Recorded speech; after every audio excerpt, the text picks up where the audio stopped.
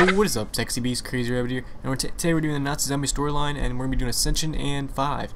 So we're going to start off with listening to some radios, and then we'll get into the little storylines, background information, and then we'll move on to 5. So let's go ahead and start off with the radios, and I'll let you guys listen in. Convey my sincere gratitude to you for that. But on to business. I am pleased to report that all projects are running smoothly again after recent personnel changes. As I have previously mentioned, Yuri Zavoysky is a brilliant scientist, but he is so far proven incapable of handling Project Mercury, or I should call it, the Gersh device. And so, due to numerous delays and setbacks, I have sadly been forced to transfer Yuri to the 8K64-A experiment. I have decided that your nephew should take his place, and look forward to working with him directly. You're messing up the carpet! The Casimir mechanism leaves no doubt in my mind that this is the right decision. The explosion caused the mechanism significant damage. It will take time to remanufacture all of the parts, unless some of them can be salvaged. So in this video you can hear Dr. Gersh, and he's pretty much talking about how he wants to relocate Yuri from Project Mercury to work on rockets. Now Project Mercury in real life was actually related to the space race, and Project Mercury was the US trying to put a man in space before the Russians, but as we know in history that was a fail, but we own the moon, so haha bitches. So, before Yuri fucked up the Gersh device, it was actually able to teleport just fine, so like you do in the game, if you jump through it, you teleport. That's how it was originally supposed to work. But after Yuri fucked it up, it was only able to teleport thanks to the ether. And that's why Gersh wanted to relocate him, because they had a huge setback. They had to get so many more parts, and Gersh never actually did finish it. Yuri ends up getting rid of him before he actually does finish the Gersh device, but I'll get into that in a little bit. So let's see how Yuri reacts to getting relocated. Rockets. He transfers me to work on rockets. These experiments require no finesse, no imagination. My intellect is ill-served blasting a bunch of monkeys into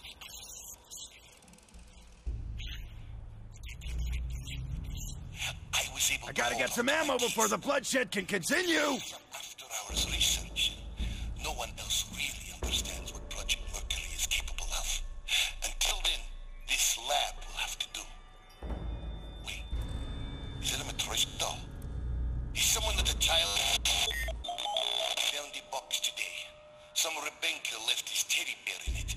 A disgusting and filthy toy. Who keeps bringing their child onto this base? Thank God they did not take the diary. The things I've learned about Element 1.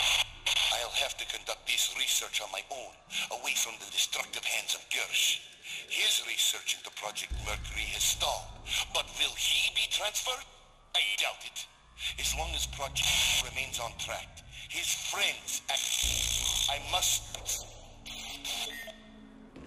So in the first radio, Yuri sounds pretty pissed about being relocated to rockets, but on the second radio, you can hear that he found a diary which contains a whole bunch of information on 115, so he starts studying up on all this 115 information, starts doing tests and stuff with it, and he also knows what the Gersh device is capable of sending things to the ether, but Gersh does not, and Gersh seems to have a setback with fixing the Gersh device back to how it works properly, and with being able to teleport things here and there. And while this is all going on, the Makrushka dolls, is that how you say it? I can't never pronounce that. And the teddy bear, which is pretty much Samantha's symbol, is slowly giving us information that Samantha's coming towards them, or she's been watching them for a while. But why would Samantha be at Ascension? They really don't have that much affiliation with Group 935, or do they? And I'll let you guys listen to the next couple radios to exactly explain what I mean. I assure you that our craft will be far superior to whatever the Americans, or should I say, Canadians, are developing. Finally, Project Thunder is nearing completion. My staff has assured me that the remaining issues of the effective range and power cell size will be solved within the next few months. Oh, and also, you should know that Dr. Zavoysky does not appear to be adjusting to his new position. He has been hostile towards the other scientists, at least more than usual, and has frequently been seen muttering to himself. The transition must have been hard for him. But if he does not learn his place soon, I may require another, more competent scientist to replace him. Okay, so as we know, Gersh is part of Group 935. If you didn't know, this radio is a pretty good indicator that he is, because Maxis did invent the Thunder Gun. It was pretty much supposed to be a ripoff of the Wunderwaffe DG2. It's supposed to be the one, as Richtofen says, the Wunderwaffe DG3.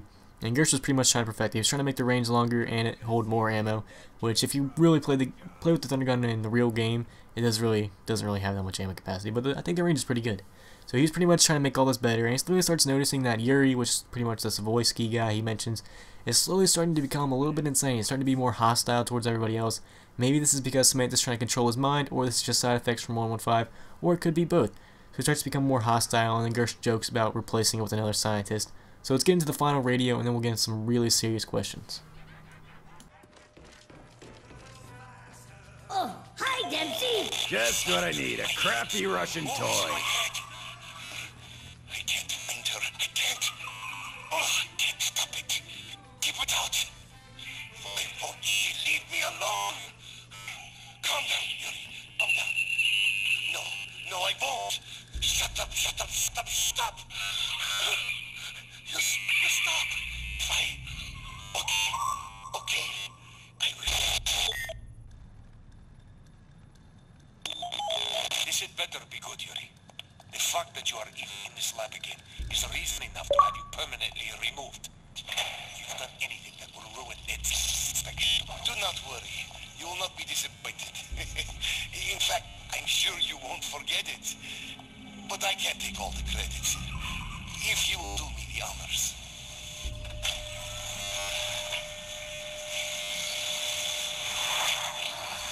What the?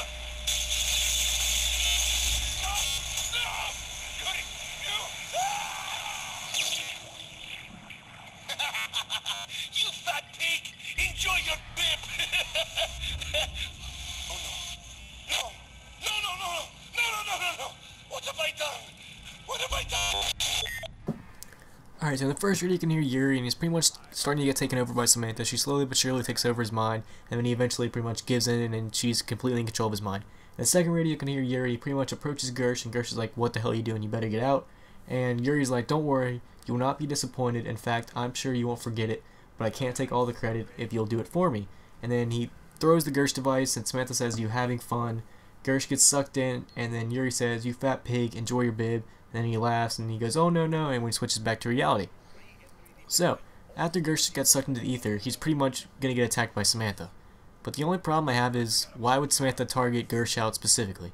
So we know that Samantha attacked Ascension because Gersh was part of Group 935, she was told to kill everyone in Group 935 by her dad, and pretty much Ascension had all this Group 935 technology and stuff like this. So that's why she went to Ascension, and was pretty much going to kill everyone there. But why would she specifically target Gersh? I only have one theory on this, and this is a long shot. But my theory is that Gersh took all the credit for the Thunder Gun and gave Maxis no credit whatsoever. And the only really backup I have is, when Samantha took control of Yuri's mind, Yuri really couldn't say anything, and the reason we know that Yuri really couldn't think for himself or talk for himself is he goes, "You fat pig, enjoy your bib," and then he laughs and he says, "Oh no, no, no, no, what have I done?" So you can see that he immediately switches and realizes everything he did was bad. And the reason I think that Gersh took all the credit for the Thunder Gun and didn't give any to Maxis is Yuri says, "Do not worry, you will not be disappointed. In fact, I'm sure you won't forget it, but I can't take all the credit if you'll do the honors." Wait, is that what he says? "If you'll do me the honors." So that's pretty much saying that I won't take all the credit because you're going to do it for me. So my best guess of why Samantha specifically targeted Gersh was that she knew that he took all the credit from her father from the Thunder Gun, and he just pretty much wanted to get even with him. And then after he went to the ether, she pretty much sent all of her zombies into Ascension to kill everyone, and that's exactly what they did. So we have Gersh in the ether, and we have Samantha coming after him to attack him to pretty much get even for her father. That's my best guess. I'm not sure if that's right, but that's what I'm going to go with. And we have the original gang going from Kino to Turton, I'm just going to call it Kino, I can never pronounce that right, Kino to Ascension. How they get there, my best guess would be they teleported, and Kino and Ascension are, when the playable characters play, it's actually the same time frame. It's 1963, and it's also the same time as 5, which I will get into here in a little bit. So once the original characters get there, Gersh pretty much talks to them through electrical equipment, the same way Maxis does in the new Black Ops 2. And he pretty much tells them that they need to fix the Gersh device so that way he can get the hell out of there. So if you don't know, the Gersh device is broke, and he pretty much wants them to fix it. So in the first radio you hear him talk about how it needs more parts and everything. So that's what he has them do. He has them fix the Gersh device so that way he can get set free, and then Samantha's getting all pissed once they do that. Why would Samantha get pissed?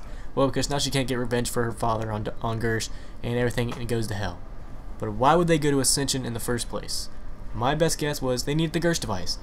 Of course, on Moon, when you go to Moon and do the whole Easter egg, Richtofen needs the Gersh device for, I believe, 2 steps, so he knows he's going to need the Gersh device, so that's why he goes to Ascension. He knew what Dr. Gersh was working on at Ascension. He knew what Maxis was working on with the Thunder Gun and everything.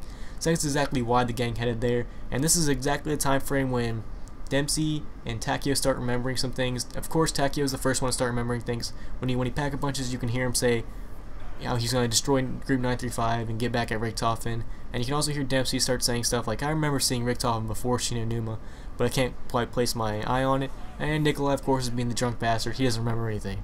And Ascension is also the place where you can also get a lot of character relationships. So when you're pack-a-punching, you can also hear Dempsey's talk about Nikolai, Takeo, Richtofen, and same way for everybody else. If you want to know more about that, go watch my character storyline videos. I get into character relationships and everything like that, and it's pretty cool. So that's pretty much the storyline for Ascension. Gang gets there, they get the Gersh device. How exactly do they get from Ascension, that's what I'm looking for, to Call the Dead? They pretty much teleport with the Gersh device, but Richtofen couldn't get the timing right, and they end up in the locked stellar freezer, whatever you want to call it. And I'll get into that next video. So now let's move on to 5. Do not stand still. Change is the law of life, and those who look only to the past or the present are certain to miss the future. I said, are certain to miss the future. Oh no, I missed that. Prime Minister Castro, this missile crisis was the last straw. We almost blew ourselves up. Now, we invited you here today... In good faith. In good faith. To sort this thing out. And why is he here? He lost. As I always say, forgive your enemies, but remember their names. Now, gentlemen, as I like to think, in the long history of the world, that there are only a few generations. Sounds like someone breaking in. It's just a storm, Dick. Sit down. Oh my God! It appears the Pentagon has been breached. Zombies. Gentlemen, at times like these, our capacity to retaliate must be, and has to be, massive, to deter all forms of aggression.